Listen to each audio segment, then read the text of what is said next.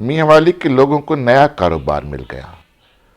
تمام بے روزگار پینگولن نامی جاندار کے پیچھے پڑ گئے۔ ٹوڈے نیو کو ملنے والی اطلاعات کے مطابق میاں والی کے پہاڑی علاقوں میں ان دنوں مقامی افراد دن رات پینگولن کے پیچھے پڑے ہوئے ہیں۔ پینگولن کی یہ نسل فطرت کی صناعی کا ایک خوبصورت شاہکار ہے۔ اس کی پتھر سے بھی زیادہ سخت کھال اس کی محافظ ہے۔ خطرہ محسوس کرتے ہی یہ اپنے آپ کو فٹ بال کی شکل میں تبدیل کر لیتا ہے۔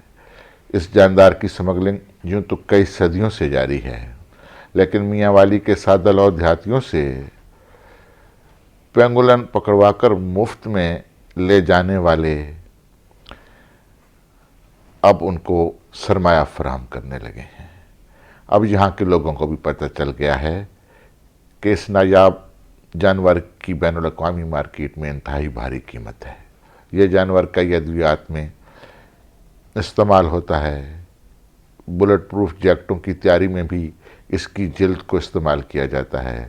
اس کا مہنگا ترین گوشت یورپ کے امراء بڑے شوق سے کھاتے ہیں۔